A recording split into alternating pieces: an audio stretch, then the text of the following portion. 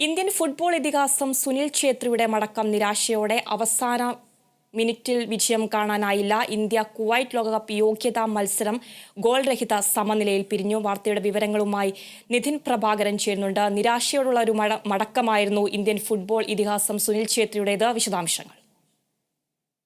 Athira, Indian ഫുട്ബോളിലെ എക്കാലത്തെയും മികച്ച താരങ്ങളിൽ ഒരാളായ സുനിൽ ഛേത്രിയുടെ അവസാന മത്സരമായിരുന്നു ഇന്ന്. മൈതാന മധ്യത്തിൽ അദ്ദേഹം ബൂട്ട് കെട്ടി പന്ത് തട്ടാനിറങ്ങി.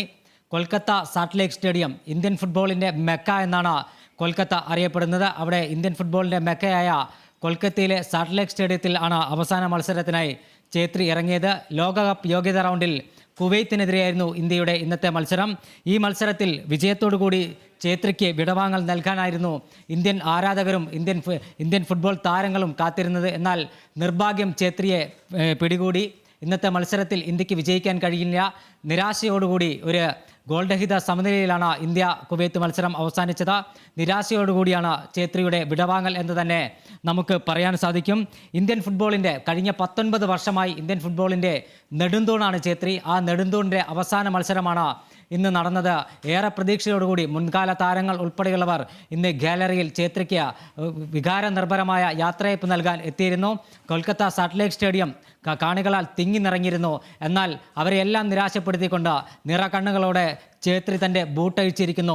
19 വർഷത്തെ ഇന്ത്യൻ ടീമിൽ കളിച്ച 19 വർഷം ഇന്ത്യൻ ഫുട്ബോളിൻ്റെ എല്ലാമായ ഛേത്രി നിരാശയോടുകൂടി ബൂട്ടഴിച്ച് കളി അവസാനിപ്പിച്ചിരിക്കുന്നു. പക്ഷേ അതിലേറ്റവും സങ്കടകരമായ കാര്യം, വിജയത്തോടുകൂടി ഛേത്രിയെ യാത്രയാക്കാനെത്തിയ ആരാധകർക്കും അല്ലെങ്കിൽ ഇന്ത്യ സഹതാരങ്ങൾക്കും ഏറെ നിരാശ പകരുന്നത് കുവൈത്തിനോട് ഇന്ത്യ ഗോൾ രഹിത സമനിലയിൽ പിരിഞ്ഞു എന്നത് മാത്രമാണ്. ആതിര, ഇന്ത്യൻ ഫുട്ബോളിന് ഛേത്രിയുടെ വിടവാങ്ങൽ എത്രത്തോളം ശൂന്യതയാണ് നൽകുന്നത് നിതിൻ? തീർച്ചയായും ഞാൻ നേരത്തെ പറഞ്ഞതുപോലെ 19 വർഷത്തിൻ്റെ ചരിത്രത്തിൽ നമ്മൾ പിന്നോട്ട് നടക്കുമ്പോൾ ആ മൈതാന മധ്യത്തിൽ എല്ലാ മുക്കിലും മൂലയിലും ഛേത്രി ഉണ്ടാകുമായിരുന്നു. അദ്ദേഹം കാവൽക്കാരനായും മുന്നണി പോരാളിയായും അതോടൊപ്പം തന്നെ എല്ലാ മേഖലയിലും ഫുട്ബോളിൻ്റെ ഡിഫൻസിലും ഗോൾ കീപ്പർ ഒഴികെയുള്ള എല്ലാ മേഖലയിലും ഛേത്രി തൻ്റെ കാലടി പാടുകൾ പതിപ്പിച്ചിട്ടുണ്ട് എന്നതാണ് ഒരു നഗ്നമായ ഒരു സത്യം.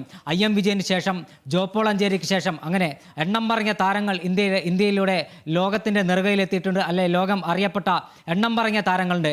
IM വിജയനും ബൈച്ചുങ് ബ്യൂട്ടിയും എല്ലാം തന്നെ കളിച്ചു വളർന്ന ഇന്ത്യയുടെ മൈതാനത്ത് ആ ഛേത്രി സൃഷ്ടിച്ചത് വലിയ ഇതിഹാസമാണ് എന്ന കാര്യത്തിൽ തർക്കമില്ല.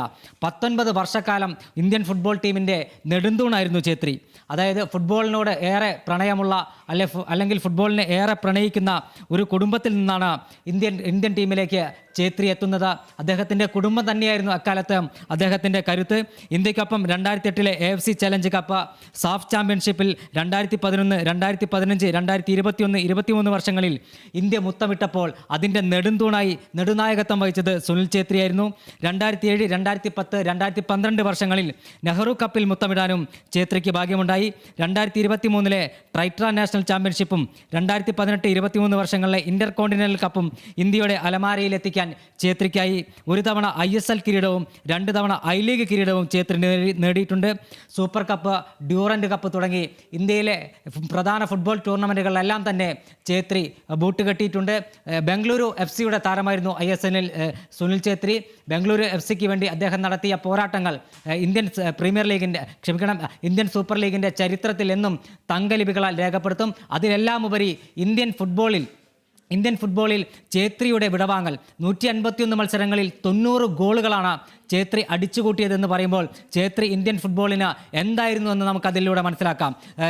ഛേത്രിക്ക് മുന്നിൽ ലോകോത്തര താരങ്ങളായ ഗോൾവേട്ടയിൽ ഛേത്രിക്ക് മുന്നിൽ ലോകോത്തര താരങ്ങളായ ക്രിസ്ത്യാനോ റൊണാൾഡോയും അതോടൊപ്പം തന്നെ സാക്ഷാൽ ലയണൽ മെസ്സിയും മാത്രമാണുള്ളത്.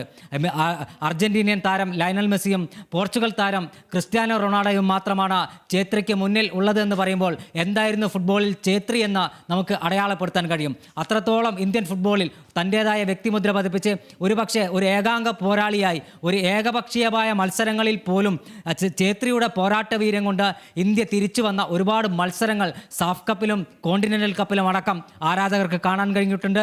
ഒരു ഏകാംഗ പോരാളിയെ പോലെ ഗ്രൗണ്ടിൻ്റെ മൈതാനത്തിൻ്റെ മുക്കിലും മൂലയിലും കുമ്മായ വരയ്ക്കകത്ത് അദ്ദേഹം ഓടി നടന്ന് പന്ത് തട്ടുന്നത് ഒരു ഇന്ത്യൻ ഫുട്ബോളിൻ്റെ ഏറ്റവും ഓർമ്മകളിൽ നിൽക്കുന്ന അല്ലെങ്കിൽ ഇന്ത്യൻ ഫുട്ബോൾ ആരാധകർക്ക് എന്നും സ്മരിക്കാൻ കഴിയുന്ന ഒരുപടി നല്ല മുഹൂർത്തം മുഹൂർത്തങ്ങൾ നൽകിയാണ് സുനിൽ ഛേത്രി വിടവാങ്ങുന്നത്. ആ സുനിൽ ഛേത്രിയുടെ അഭാവം എന്നും ഇന്ത്യൻ ഫുട്ബോളിൽ നിഴലിച്ചു നിൽക്കും എന്ന കാര്യത്തിൽ തർക്കമില്ല. ഒരു വലിയ ശൂന്യത തന്നെയാണ് ഇന്ത്യൻ ഫുട്ബോൾ ടീമിന് സുനിൽ ഛേത്രിയുടെ വിടവാങ്ങലിലൂടെ ഉണ്ടായിരിക്കുന്നത്. ആതിര, വ്യക്തമാണ്. നിരാശയോടെ ബൂട്ടഴിച്ച് ഇന്ത്യൻ ഫുട്ബോൾ ഇതിഹാസം സുനിൽ ഛേത്രി. അവസാന മത്സരത്തിൽ വിജയം കാണാനായില്ല. ഇന്ത്യ കുവൈറ്റ് ലോകകപ്പ് യോഗ്യതാ മത്സരം ഗോൾ രഹിത സമനിലയിൽ പിരിഞ്ഞു.